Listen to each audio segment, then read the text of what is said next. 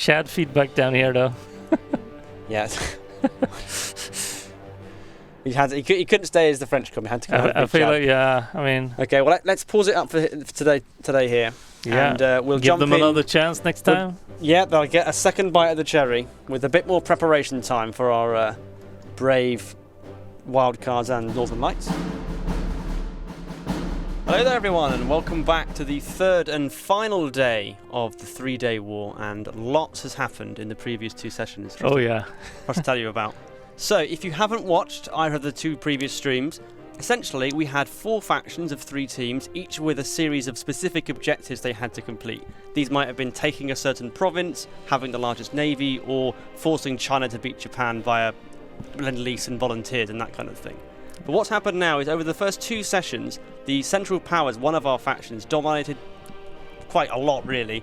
And so we've decided to resurrect all the players they defeated into a new faction of wildcard players. And we're now looking at a situation in the third session where we're going to have this wildcard faction consisting of the Soviets and Japan and the other strongest non-player nations left in the game, allied essentially to the British Northern Lights faction, going at it with the Germans to see who can win. And essentially this wildcard faction, which we created yesterday, will get a point for every objective they deny the Germans. So they're out to just ruin the Germans' day throughout the whole stream. And the German objectives is they have to stop Turkey from falling, and they have to take Luleå in the northern part of Sweden. Yep. And they have to try and help China win the war against Japan without directly involving themselves. Yeah, so the AI war, essentially, the players can influence the war via lend-lease and attachés and volunteers, but they can't actually enter the war. If they do that, then they forfeit their points. Yeah, I'm, of course, Adaway. I'm the Community Ambassador for Hearts of Iron 4, and I'm joined by Dan Lind, the Game Director. Yeah, Game Director for Hearts of Iron 4, and today I'll be rooting for Soviet Union. I got us some Soviet drinks. We've been watching Germany's stomp everybody now for 2 sessions, and we want the wild cards to win now. Or one of the other factions that aren't Germany. We are nailing our colours to the mast, I'm afraid. Now, we've... just got everyone here now. We're about to start the game. We have a 6-month truce, if you didn't know, between the new wildcard faction and the German faction. This is to give them a little bit of time to prepare their forces for the inevitable German invasion. Meanwhile, the British Northern Lights faction here will still be fighting the Germans and vice versa. Of course, they're defended by the navy, so it's quite hard. Quite hard for the Germans. There is a strait into Sweden, but it is fairly easy to defend. I hope I'm not jinxing it by saying that. Well, we live in hope that Daniel can hold the strait. Yeah, I mean, let's see here. He's got 1 division there at the moment. Yeah, but he has another 12 here standing by. They I think they had a failed invasion, so they're kind of recuperating. We saw many sort of failed Swedish naval invasions yesterday into northern Germany. Yes, northern Germany, by the way, which is protected actually mostly by its ally Poland's forces. And we know that there's one of those forces is 1 battalion, but Daniel has not yet found which one. Because that would be a good place to push through. Yes. Yeah. We're just giving a few minutes here pause to allow the players that have just come into their new countries to sort things out, set up production, choose what they're researching and focusing on, that kind of thing. Yeah, so this is the, I got my faction map mode up here, so you can see the wild card says Soviets and US. Of course, none of them really ready for war. Yes, they've been AI controlled so far. We chose the 6 most strong countries that weren't player controlled up to now to really sort of try and turn the table as much as possible on the Germans. Yeah. We can talk about the objectives for the 2 remaining factions. So we got. That's true. So we got the. I guess the German ones are still active, and I ran through them. So they're in the lead, Germany at the moment. Turkey, taking Luleå up here, and getting China to win. And at the moment, I mean, they're still stalled up here. So it's been very static over there in China. Yeah. All teams have sort of been hands-off approach. They're trying to. They've been lend-leasing a little bit, stuff like that. Yeah. So you can see on the screen now the 4 objectives there. Turkey must not capitulate. That's going to be an interesting one because Turkey borders Iran, which is now one of the wild cards. So And if I was the wildcards, I'd be thinking, get into Turkey. If they capitulate Turkey even once, even if Germany can recapture the land, that counts as a point loss for Germany and a point gain for the wildcards. Yeah, and of course the city in France they have taken. Yeah, Besançon, which is behind the Maginot Line. Just south of where your cursor is now. Oh, here we go. There we go. They've taken that point. So they took that, yeah. So they have that stands, point. They have a point unless the Allies can, or coalition can, navally invade and cause trouble there. So let's get underway. We'll start on speed 3. Yeah, and we'll see. So let's switch to player map mode so you guys can see where the players are. Yes, we've got the Prussian Prince in Germany there with a vast swathe of Europe under his control. Yeah. Traxium as Poland and Zarin as Hungary, who has now grown quite big actually. Yeah, we've and gotten a sort of leg down here, an Italy-shaped leg. And then of course we have Floriwari as UK, Daniel here as Sweden, and Ocelot as Finland. What else we got? Then it's the wild cards. So we got Game Gabster as Brave Brazil. We'll see if we have any smoking snakes showing up. And Mordred over here as US, and Jay's Gaming as Mexico. I think we might have a co-op in the Soviet Union. They were talking about co-oping over there. So we have 2 people in Soviet Union here, and both of them are devs actually. Ah, okay. So it's the 2 PDS devs trying to hold the line against Prussian Prince. So we got Victor, who's a QA, and then we have Robert, who's a game designer. And we will see. Ooh, that was Denmark was finishing there for the Germans. Yeah, I was going to say I was sort of waiting for that one actually. Yeah, invasion lightning quick across the across Denmark there. So there's a little bit of padding for Daniel, I guess, to protect him. But we've got the Australian going independent there. We did hope we could try and prevent them from doing that. We turned Britain fascist in the last session to try and even the odds between the two sides, and their colonies are now deserting them, even though they are also themselves fascist. Yeah, I mean this is part of the setup, right? So if you actually play them towards fascism, you can try and work with that. But yeah, Norway left the wildcards because they were originally going to be a player, but because they're co-oping in the Soviet Union, Norway is an AI and has now decided to leave the wildcards. Probably because they want no part in this war. The wildcards, Soviet Union's around, so people aren't communists and are AIs. Yeah, they're not. Be like, no, not keen on that. No. Denmark's capitulated. Yes, all down. That was very quick. That was very fast, yeah. Oh, the tanks just surging through there. So is Germany justifying... I guess they're not... I mean, they are at war with Sweden already, actually, so... Yeah, they've been at war with the British for a little while. So neutrality did not save Denmark. Not this time. No. So the interesting to know about the German tanks is they're actually mostly self-propelled artillery. That's been Prussian's main strategy throughout this whole run, is that he's been using cheaper and weakly armed self-propelled guns to just stomp infantry. Yeah, exactly. He has some very strong 40 with self-propelled and light armor ones. It does mean that he's kind of committed itself to an early victory, which means that if someone does blunt his spear, so to speak, it's going to be quite a tough time. I actually don't even know if he's researched medium tanks. Let's find out. He has not. So he's pretty committed to the light tank path here.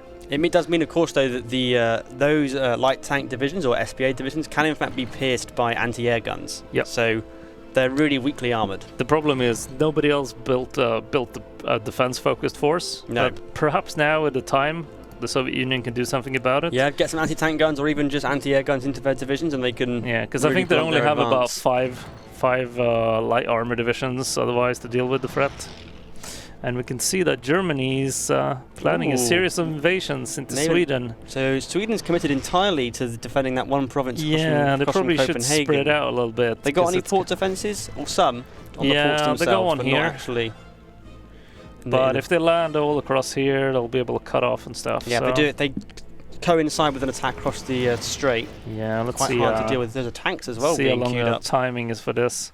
It's another 5 days or so. So I guess he's hoping that with the speed and the power of those tanks, he can take the provinces he needs before they run out. Yeah, there's no defenders here, right? It's a risky strat. And he has a navy, so he's probably scouted the coastline now, right? Yeah. If he doesn't manage to get those ports, though, there's a very valuable troops he's risking there on that invasion. Let's have a look at what Daniel has defending the port. So it's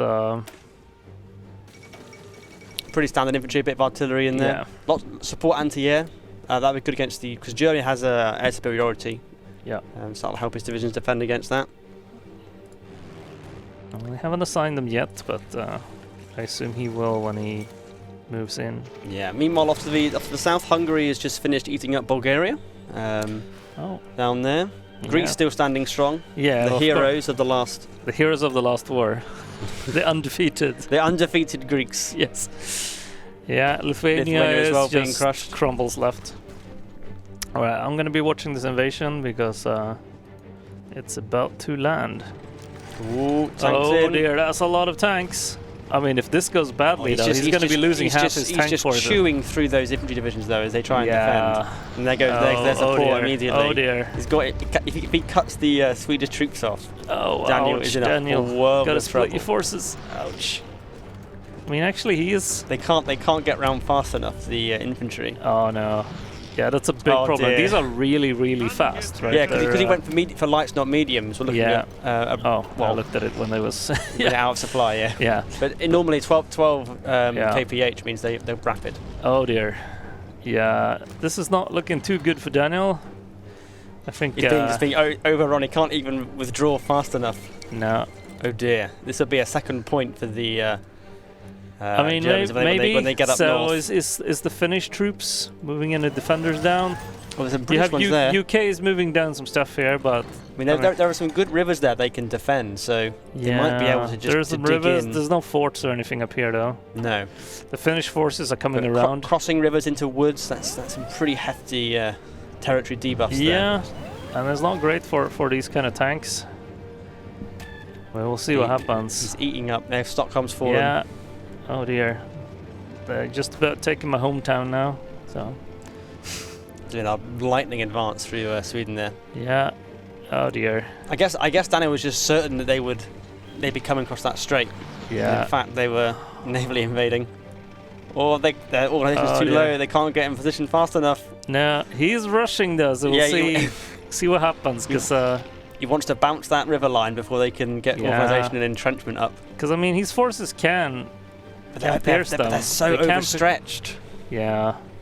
They can pierce them though, but like they're not really ready for the defense. Yeah. Oh dear, look at this. It's just like an ant colony. Maybe they are a bit too ambitious in trying to get forward to that river line. I mean, maybe the one behind would have been an easier one to get to and entrench before they cause them trouble. Yeah. So I don't know if we said when the truce ended. Dear. Oh dear. Oh dear. These are dark times. Sweden has capitulated. And that'll be another point for Germany, provisionally. If we look at the... I can't look at supply because they're capitulated. Hold on.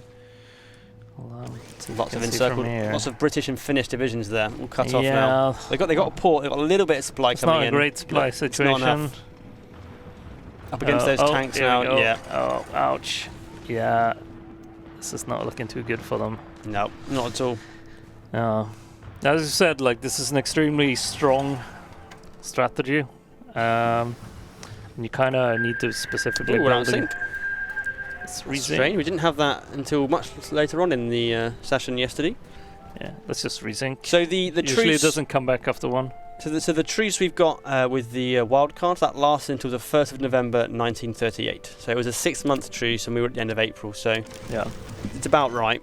Obviously, with Sweden falling, that's pretty inconvenient for the Western faction. Yeah. The question is, what's our rules now? Because Daniel's allowed to come back to help out, right? I believe the rule we made was that Daniel could either co-op another nation in his faction, or he could play as a government in exile. Yeah. So whether he wants to co-op Britain, for example. I don't think he can now because Britain's fascist, so he can't be in exile there. Oh, of course, yeah, that's democratic only.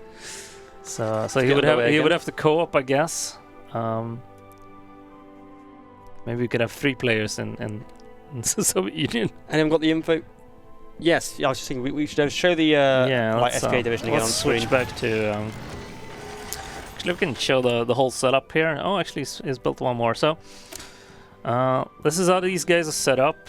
They are quite easy to defend against by having some anti-air and stuff like that. But just the fact that they're 40 width and there's a lot of soft attack here. Yeah, these are pretty strong in the early years, right?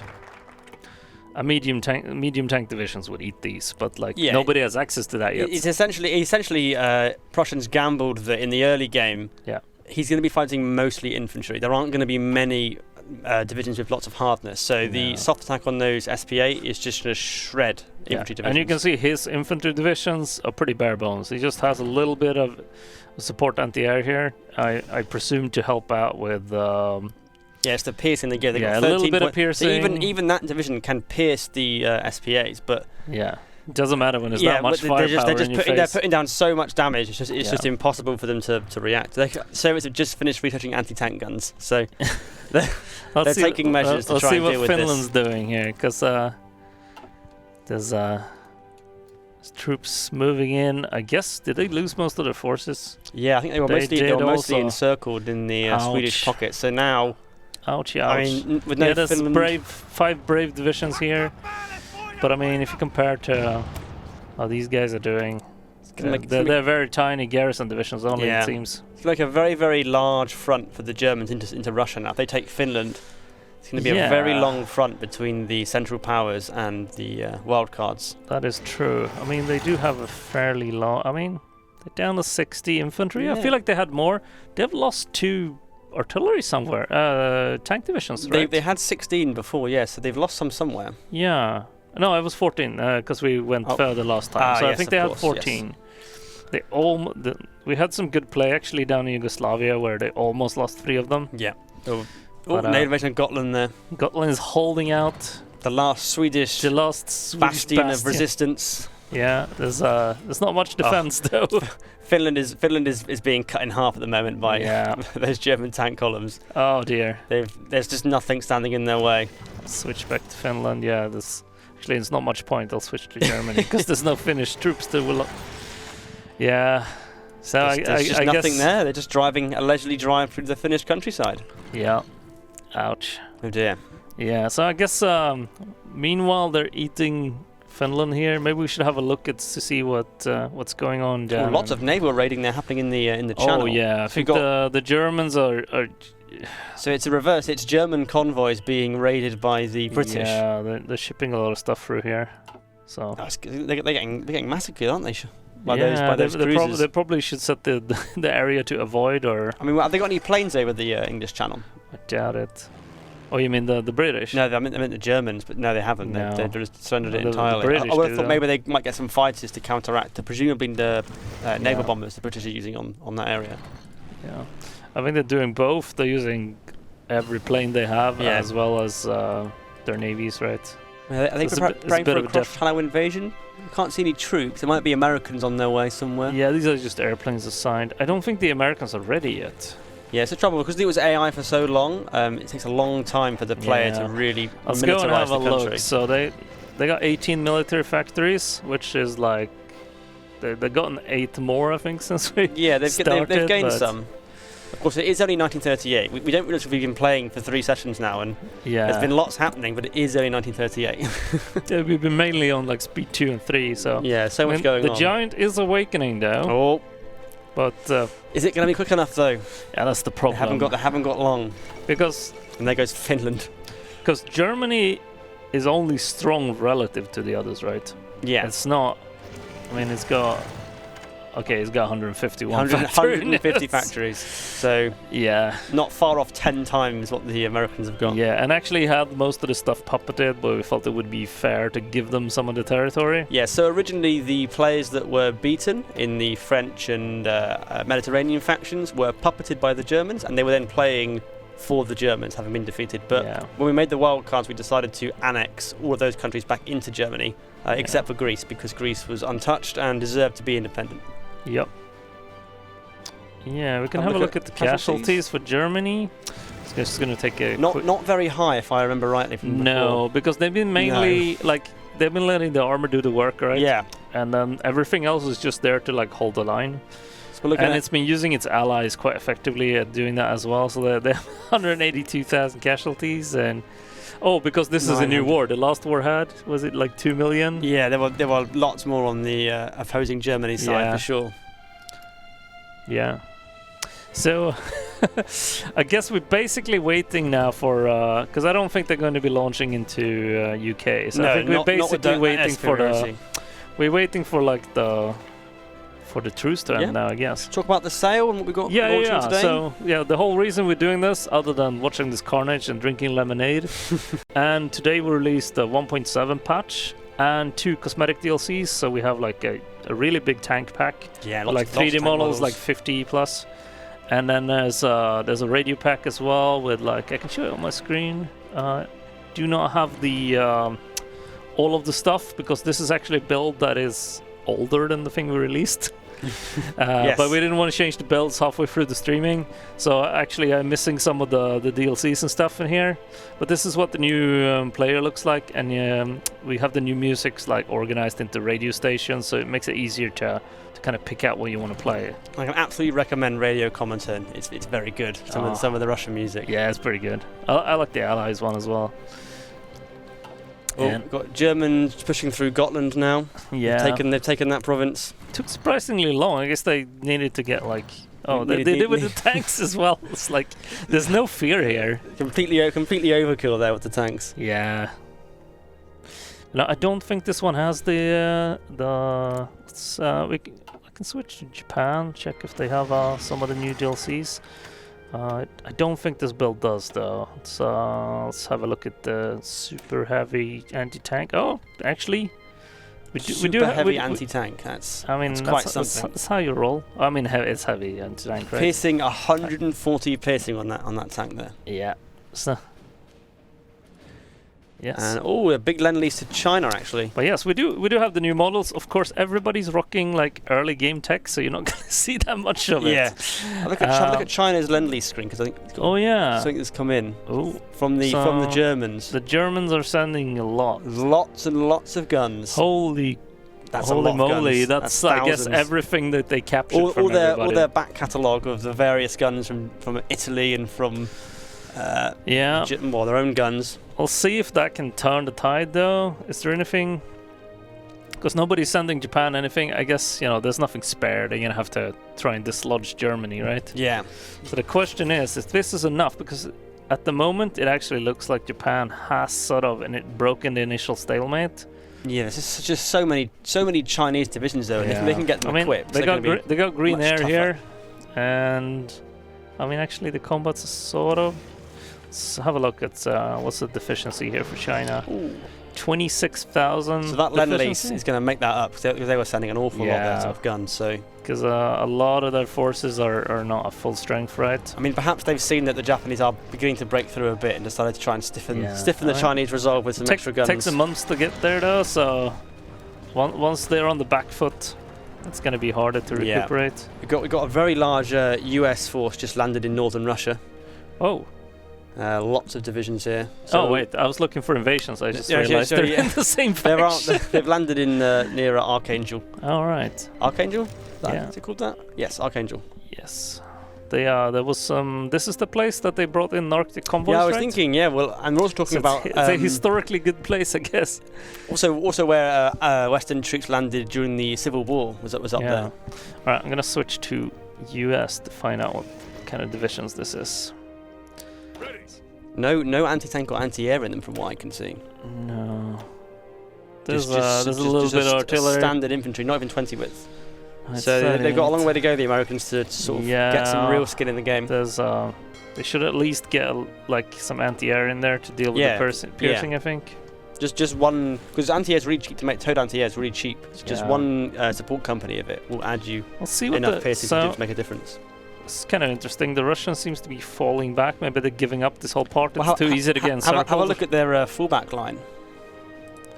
Yeah, so you think they're carefully drawn it there. Yeah, they're giving up on this whole Murmansk area here, right? Because it's too easy to get encircled, right? You cut them off here with the tanks, and they can't stop that. Yeah. And then these guys are toast. So. But it buys time, though. Wait, how did they? Oh. It's still apparent that lake is still apparently Finnish. Still controlled. There's one Finnish guy in the middle with a flag. Yeah. This lake is Finnish, and it will not change.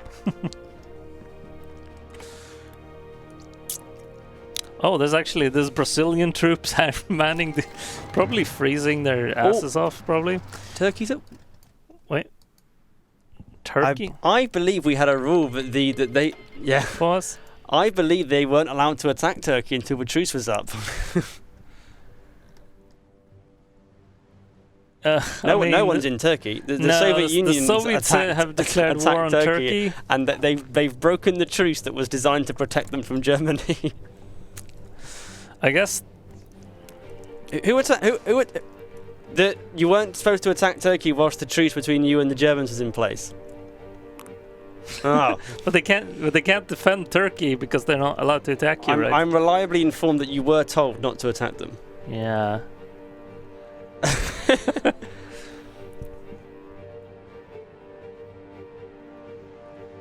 Just don't move into Turkey. Just keep your troops there, and we'll keep it going.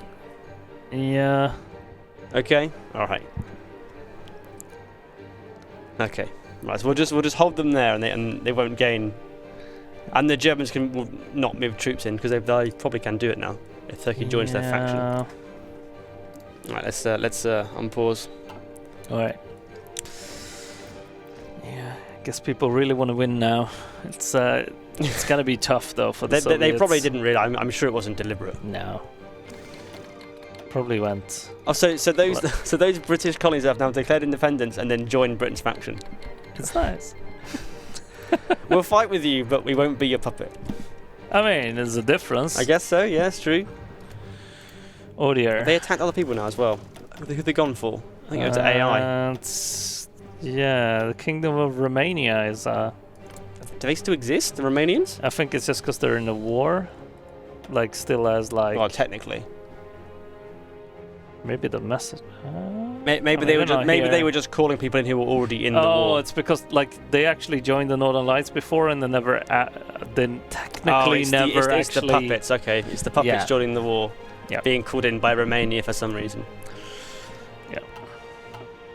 Lots of exercising going on the Soviet fullback line, preparing to hold them off. So I guess the Brazilians are going to take the first punch here.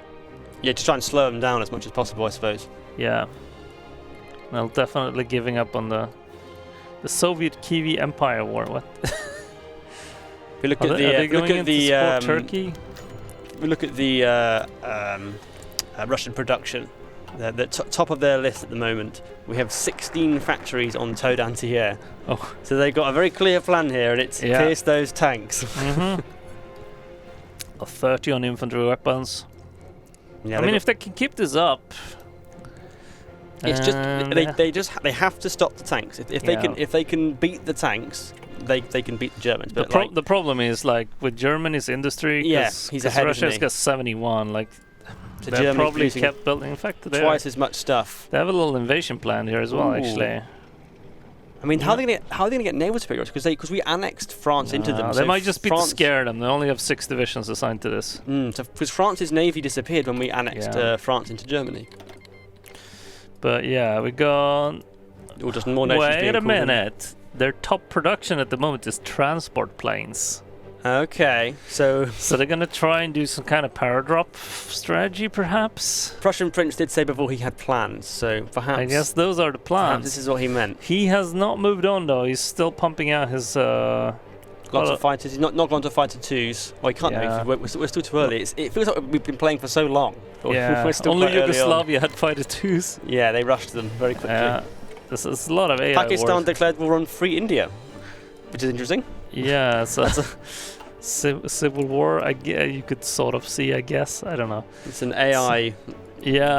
Conflict there. Things went bananas now after everybody left the. Free India's called Bulgaria. So is India still in the British faction then? And they're at war.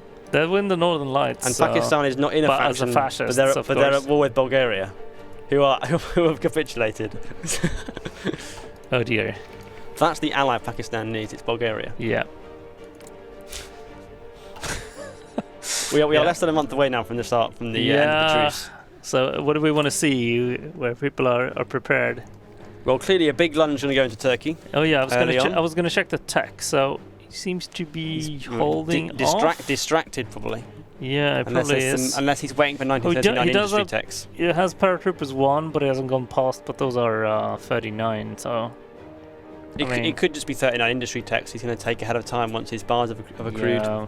Then again, that's quite a long-term thing. He's also, like, he's made a paratrooping template now. Oh yeah, what's he got in it? Yeah, he's got... That's the default so far, isn't it? So he'll perhaps change that up before he deploys them.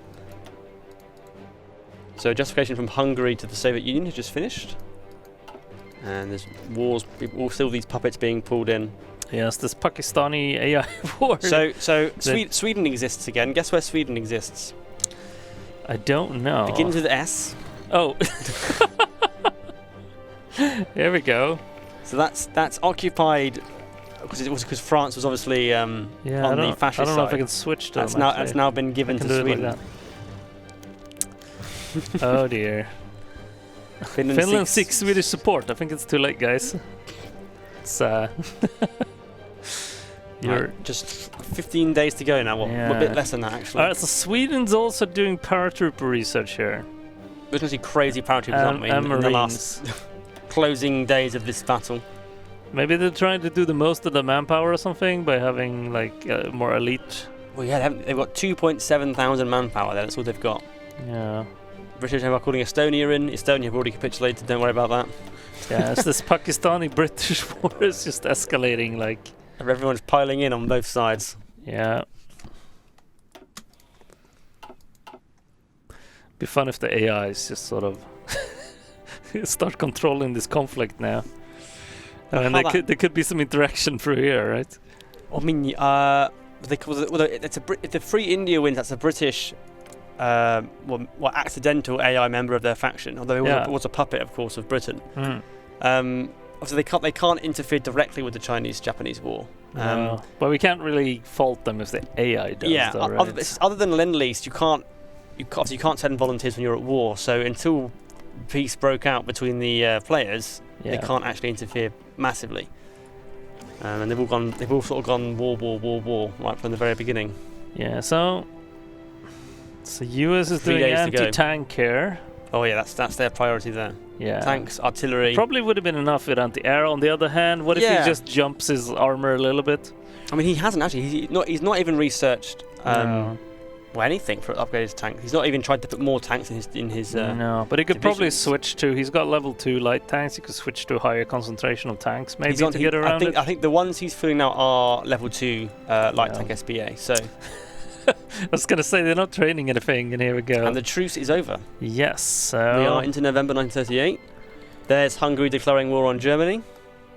On the Soviet Union. Soviet Union. That would have been a real twist. They betrayed the faction. They attacked Germany. I'd have been all for that. Yes. If it was mechanically possible. And Greater Hungary. So, are they pushing to Turkey yet? They haven't. No, they're allowed to do that now, so make sure they know. I'm sure we'll make sure that they know they can actually now attack the I don't know if you even want to at this point, though. I mean, they need to hold the line up here, so... Yeah. So how are they heading straight in? Not crossing the border yet in any real numbers. No. I mean, I don't really see... They're not actually attacked yet. They're just... They haven't called Poland. They haven't called Poland yet. Poland forgot to call them. Yeah, I wonder. I mean, they're on the front, but they're not allowed to move because they have not called Poland yet. Is that deliberate, or they've just forgotten? It could be either at this point. They probably forgot because normally they would have pulled them in already in the war. We look up at Finland. Yeah, there's nobody there. Defense, but there's a lot of Polish defending. I guess, because if they take Luleå back, then that counts, right? But only part of the coastline. That's odd. It's everything around Luleå, right? But there's no enemy territory in the Baltic for them to navally invade from. Apart from that, there's Polish, so they could they can't get through the Danish belt. I don't think. That is. Or can they? Because Norway's neutral. So they might be able to actually. No, I don't think they can. Oh, okay. You can have a look actually. It's So the Philippines has just joined in on the Hungarian-American war. Which has been broken out. There is an attack going across the Turkish border now from Iran. It's not doing very well, but they are making moves. Oh, it's the AI. Okay, we have Hungarian troops moving into Turkey now. From the west? Oh, yes. Yes. Yeah.